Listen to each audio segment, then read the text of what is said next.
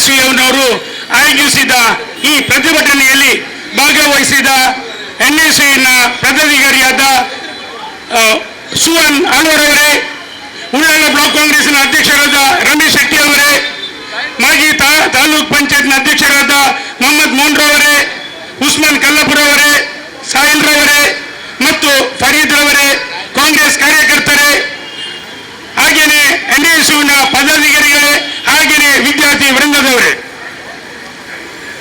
ಯಾವಾಗಲೂ ನರೇಂದ್ರ ಮೋದಿ ಹೇಳ್ತಾರೆ ಹಿಂದೂ ಧರ್ಮ ಕಷ್ಟದಲ್ಲಿದೆ, ಹಿಂದೂ ಧರ್ಮ ಕಷ್ಟದಲ್ಲಿದೆ, ಹಿಂದೂ ಧರ್ಮದವರು ಒಟ್ಟಾಗಿ ಹೋರಾಡಬೇಕು. ಇವತ್ತು ವಿದ್ಯಾರ್ಥಿಗಳು ಕಷ್ಟ ಆಗಿದ್ದಾರೆ, ನಮ್ಮ ದೇಶ ಕಷ್ಟದಲ್ಲಿದೆ. ನರೇಂದ್ರ ಮೋದಿಗೆ ಬಾಯಿ ಬರುತ್ತಿಲ್ವಾ? ನರೇಂದ್ರ ಮೋದಿಗೆ ಮಾತಾಡ್ಲಿಕ್ಕೆ ಆಗುದಿಲ್ವಾ? ಶಿಕ್ಷಣ ಸಚಿವರಿಗೆ ಕಾಣುವುದಿಲ್ವಾ?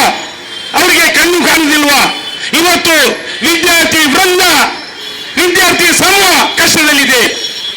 ಕಳೆದ 2-3 ವರ್ಷಗಳಿಂದ ನಿರಂತರವಾಗಿ ಕಲಿತು ನೀಟ್ನಲ್ಲಿ ಒಳ್ಳೆ ಅಂಕವನ್ನು ಗಳಿಸಬೇಕೆಂದು ಹೇಳಿ ಹಗಲಿರುಳು ದುಡಿದು ಇವತ್ತು ಅವರ ಈ ಜ್ವಾಲೆಗೆ ತಣ್ಣೀರು ಎರಚಿದ ಈ ಕೇಂದ್ರ ಸರ್ಕಾರಕ್ಕೆ ಧಿಕ್ಕಾರ, ಧಿಕ್ಕಾರ,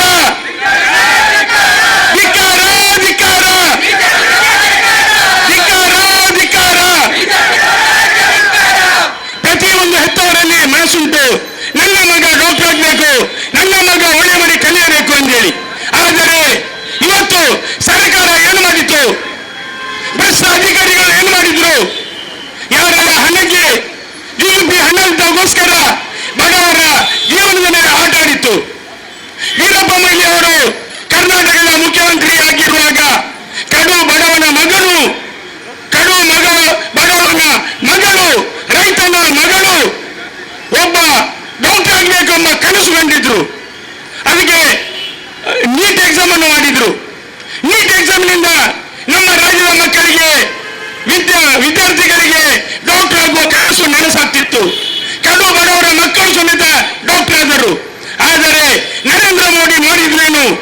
ಅವರ ಜನರ ಮೋಡಿ ಮಾಡಿ ಜನರನ್ನು ದಿಕ್ಕು ತಪ್ಪಿಸಿ ಧರ್ಮದ ಮೇಲೆ ಅವಹೇಳನಕಾರಿ ಭಾಷಣ ಮಾಡಿ ವಿದ್ಯಾರ್ಥಿಗಳಿಗೆ, ಕಲಿತ ವಿದ್ಯಾರ್ಥಿಗಳಿಗೆ ಸೀಟು ಸಿಗದೆ ಕಲಿಯದ ರಾಜಕಾರಣಿಯ ಮಕ್ಕಳಿಗೆ ಹಣ ಕೊಟ್ಟು ಸೀಟು ಕೊಡುವಾಗೆ ಮಾಡಿದ್ರು.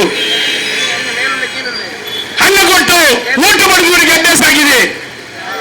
ನಾವು ಎಲ್ಲ ರಾಜ್ಯಗಳ ಚುನಾವಣೆ ನೋಡುವಾಗ ಎಲ್ಲ ಚುನಾವಣೆಗಳಲ್ಲೂ ಭ್ರಷ್ಟಾಚಾರ, ಅಧಿಕಾರಿಗಳು ಭ್ರಷ್ಟಾಚಾರ. ಇವತ್ತು ನಮ್ಮ ನೀಟ್ ಎಕ್ಸಾಮ್ ಅನ್ನು ಭ್ರಷ್ಟಾಚಾರ. ಆದುದರಿಂದ ಇದರ ಹೊಣೆ ಹೊತ್ತು ಕೇಂದ್ರದ ಶಿಕ್ಷಣ ಸಚಿವರು ರಾಜೀನಾಮೆ ಕೊಡಬೇಕು. ಅವರಿಗೆ ಯಾವುದೇ ನೈತಿಕತೆ ಇಲ್ಲ. ನೀಟ್ ಪುನರ್ ಉಚ್ಚರಿಸಿದ್ರು. ನೀಟಿಗೆ ಕಲಿತ ಮಕ್ಕಳು ಒಂದು ಸಾರಿ ಅವರು ಕಲಿತು ಪುನಃ ಬ್ರೇಕ್ ತೆಗೆದುಕೊಂಡ ನಂತರ ಕಲಿಯಲಿಕ್ಕೆ ಕಷ್ಟ ಆಗ್ತದೆ. ಆದುದರಿಂದ ಇದು ಮೊದಲನೇ ಸಾರಿ ಅಲ್ಲ, ಇವರಿಗೆ ಇದು ಚಾಳಿಯಾಗಿದೆ. ಏನಾದ್ರೂ ಇಂಥ ಸಮಸ್ಯೆಗಳು ಬಂದ ಕೂಡಲೇ ಜಾತಿಗಳ ನಡುವಲ್ಲಿ ಅವರು ಗಲಾಟೆ ಮಾಡಿ ಇದನ್ನು ಮರೆಮಾಚುವಂತ ಕೆಲಸ ಮಾಡ್ತದೆ. ನಮ್ಮ ರಾಷ್ಟ್ರವು ಅತಂತ್ರವಾಗಿದೆ.